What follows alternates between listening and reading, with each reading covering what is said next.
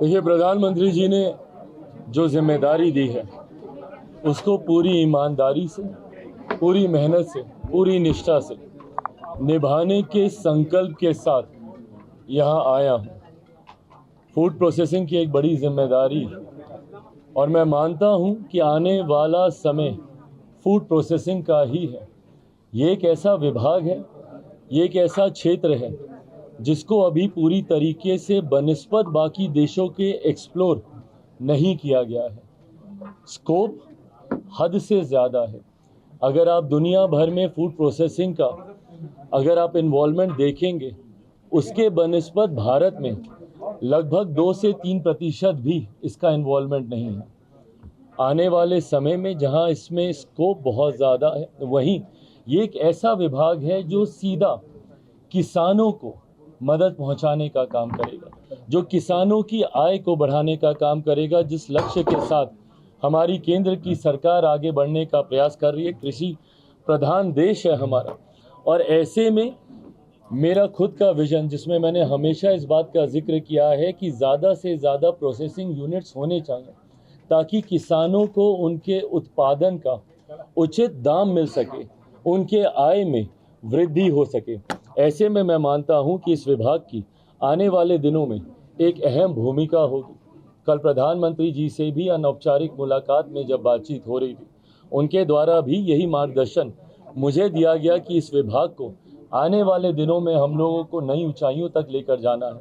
आप विदेशों में देखेंगे जिस तरीके से दूसरे देशों में प्रोसेसिंग यूनिट्स के माध्यम से ही अधिकांश कार्य हो रहे हैं, ऐसे में हम लोग प्रोसेसिंग में अभी भी उस हद तक आगे नहीं बढ़ पाए। तो इस उम्मीद के साथ मेरे नेता, मेरे पिता आदरणीय रामविलास पासवान जी से सीखते हुए जिस विभाग की जिम्मेदारी उन्होंने ली, उस विभाग को उन्होंने ऊंचाइयों तक लेकर जाने का काम किया।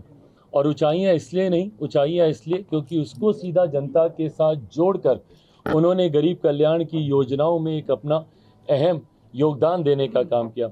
उन्हीं से सीखते हुए, उन्हीं की सोच को आगे बढ़ाते हुए और प्रधानमंत्री जी के संकल्प को, विकसित देश के संकल्प को पूरा करने में इस विभाग की एक अहम भूमिका मैं देखता हूं। सोच के साथ हम लोग आगे बढ़ें। 100 दिन का रोड मैप क्या है आपके मंत्रालय का? क्योंकि प्रधानमंत्री जी बार-बार 100 दिन के रोड मैप की बात कर रहे हैं। मुझे कम से कम 100 घंटा दे दें, पहले विभाग को समझ लूँ, जान लूँ। बहुत जल्दबाजी होगी अभी कुछ भी कहना। इसके तुरंत बाद हम लोगों ने ब्रीफिंग मीटिंग रखी है, एक बार स्टडी कर लें, हम लोग पूरी तरीके से समझ लें।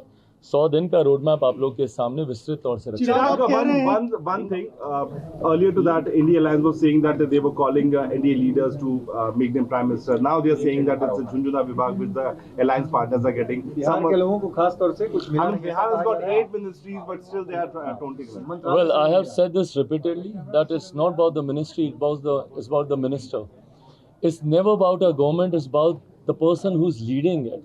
It's never about an alliance, it's about the person who's leading it. It's always about the Netritva Karta, the person who's leading the thing. I have given example of my father. जो जिम्मेदारी जिस विभाग की उनको दी गई, जिस तरीके से उन्होंने उस विभाग में कार्य करके उस विभाग की पहचान बनाने का काम किया, मुझे लगता है हम जितने भी सहयोगी हैं, जो जिम्मेदारी हम लोगों को दी गई है, महत्वपूर्ण विभागों की जिम्मेदारी है। और ख़ास तौर पर अगर आप उसका जुड़ाव देश के गरीब वर्ग से अगर आप देखें, फूड प्रोसेसिंग का मैंने जिक्र किया, किसानों की जब आय को दुगना करने की हम लोग सोच रखते हैं, जब किसानों को मुख्य धारा के साथ जोड़ने की हम लोग बात करते हैं, कृषि प्रधान प्रदेश है, ऐसे में आप मेरे विजन में भी देखेंगे मैंने हमेशा प्रोसेसिंग यूनिट्स की बात की। मैंने हाजीपुर से मैं प्रतिनिधित्व करता हूँ, मैंने हमेशा कहा हाजीपुर का केला है वो डाउन साउथ जाकर केले के चिप्स बनते हैं, बट वहाँ पे ऐसे यूनिट्स नहीं हैं। अगर ये यूनिट्स वहाँ पर लग जाएं, जिस प्रदेश से मैं आता हूँ मखाना आज की तारीख में देश में नहीं दुनिया में उसकी मांग है, ऐसे में अगर उसके प्रोसेसिंग यूनिट्स वहीं पर लग जाएं जहाँ पे किसान उसका उत्पादन करते हैं, तो उनके हाथ में ज़्यादा दाम आएगा। जितने भी सहयोगी हैं, जिस मंत्रालय की जिम्मेदारी दी गई है, पूर्व मुख्यमंत्री आदरणीय जीतन राम मांझी जी को जिस तरीके से MSME की जिम्मेदारी दी गई है, ये कहीं ना कहीं देश की रीढ़ है। ये एक ऐसा सेक्टर है जिसको मजबूती है। कोरोना काल में भी अगर आप देखेंगे, सबसे ज़्यादा बल अगर प्रधानमंत्री जी ने किसी को दिया था तो MSME सेक्टर को दिया गया था, पंचायती राज है। तो मुझे लगता है जितने भी सहयोगियों को जो जिम्मेदारी दी गई है वो समाज के उस वर्ग को दी गई है जिसकी हैंड होल्डिंग करने की जरूरत Why है। these kind of statements? That's what my question is. Why? Because they want to downsize, they want to show that the importance not being given, the prime minister is not taking care of their allies. This is what they wish.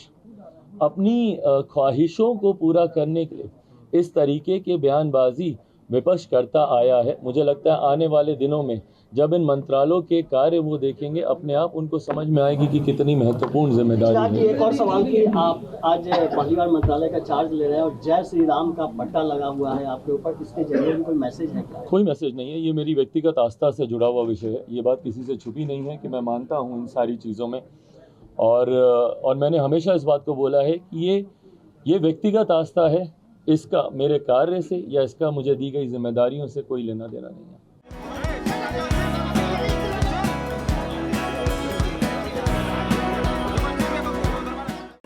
If you like this video, then like, share and subscribe to ET Now.